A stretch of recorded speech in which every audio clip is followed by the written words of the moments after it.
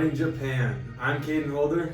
And I'm Shreya Poduru, and we are live from the news station on the northeast side of Japan in the Sanriku coastal region. We hope those of y'all tuning in this morning are having a great start to your day. I know I am. We know Mondays can be a little dreary, so we want to start y'all's day off with our weekly cat video submissions.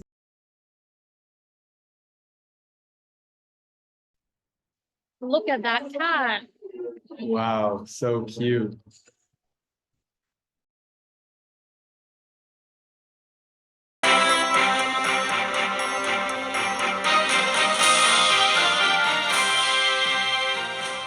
Oh, breaking news. This just in. Today on July 1st, 2024, a tsunami just hit Sanriku Coast, which is on the eastern side of the island of Japan. Well, what exactly is a tsunami? A tsunami is caused when a large volume of water is displaced. So a tsunami is a giant wave, usually caused by an earthquake, volcanic eruption under the sea, or an underwater landslide. This displacement will usually happen vertically, and the tsunami has just hit off the coast of Sanriku, which means the force of this has displaced millions of gallons of water, pushing them onto the coast, which has about 4.7 million tourists every year. These are extremely dangerous. Tsunamis can affect anyone in the city, but impacts those closer to the coast more. If you live close to the sea, your house is more likely to be flooded than if you live further up. But regardless of distance to the sea, majority of the population will be affected by the tsunami. Tsunami waves are significantly faster than regular ocean waves. They can move up to 100 or 1,000 kilometers per hour, where a normal ocean wave can only move up to 100 kilometers per hour. A wave period is the time it takes for two crests to pass a point. For a normal ocean wave, this can be 5 to 20 seconds, but for a tsunami wave, it can be from 10 minutes all the way up to 2 hours. The waves themselves are also way bigger. Usually the wavelength is around 100 to 200 meters, but during a tsunami, they can be hundreds of kilometers long. Tsunamis are so wide that they basically become a plateau or a wall of water, which are capable of submerging land. And we just got more information about the tsunami. It was caused by an underwater landslide, which is why we were not able to see it coming. One of our field news anchors was on the scene near time of impact and took refuge on a vertical evacuation structure for tsunamis. We now go live with field anchor Ty Alexander, who covered vertical evacuation structures for tsunamis 2 months ago. Thank you, Caden. I'm sitting here today on what was one of the most recent impact sites of a tsunami. I happen to already be here doing a segment over why it's okay to skip work and go swimming instead. When I heard the alarm and a tsunami was on its way, I quickly made my way to one of these raised structures that was most recently implemented along the coast of Sanriku. I also happen to be joined here today with one of the lead Japanese engineers to help create these structures. Luis, can you tell me a little bit about why you're here today? Who can't have fun in the sun, right? We're going this Monday morning when all of a sudden tsunami comes, so gotta go to safety. Amazing. Could you also tell me about how these structures are made? Yeah, well, the structure that we're on is currently 40 feet above from ground level, and below that there's 55 feet of the pillars, of concrete pillars from reinforced steel that go into the sandy soil in order to prevent the shaking from the structure.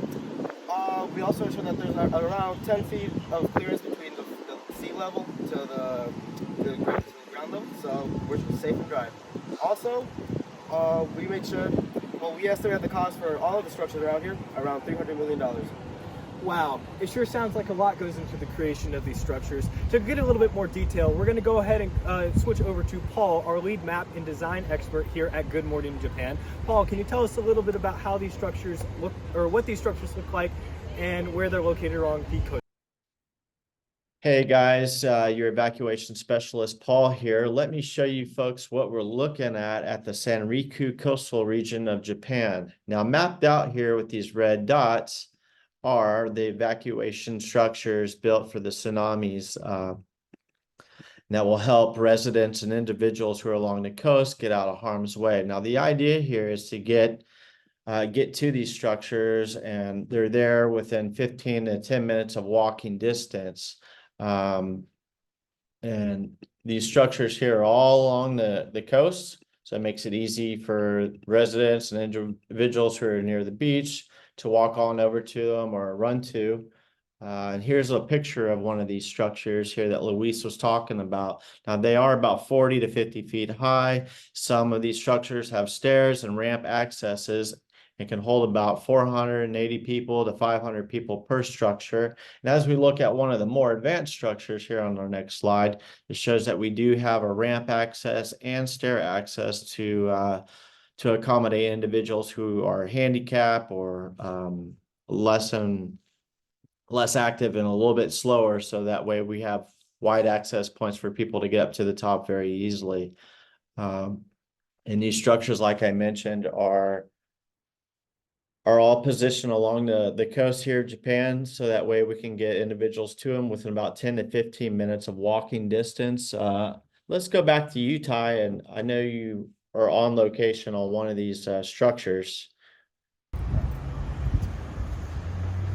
Thank you, Paul, for shining a little bit more light into what those structures look like and where they're located. I also happen to be joined here today with Olivia, a seasoned licensed lifeguard from Japan. Did you happen to save anybody today? Yes, I did. I'm hearing that we actually have some of that footage as well. Tsunami! Get out of the way! Get out of the way!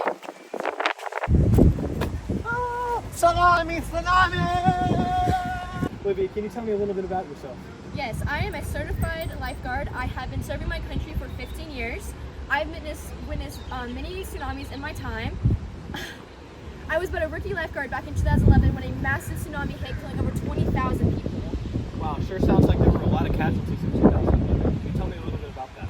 Back in 2011, we implemented land use practices such as breakwaters, seawalls, and floodgates. Unfortunately, though, these techniques were unsuccessful, and this resulted in an unfortunate turn of events.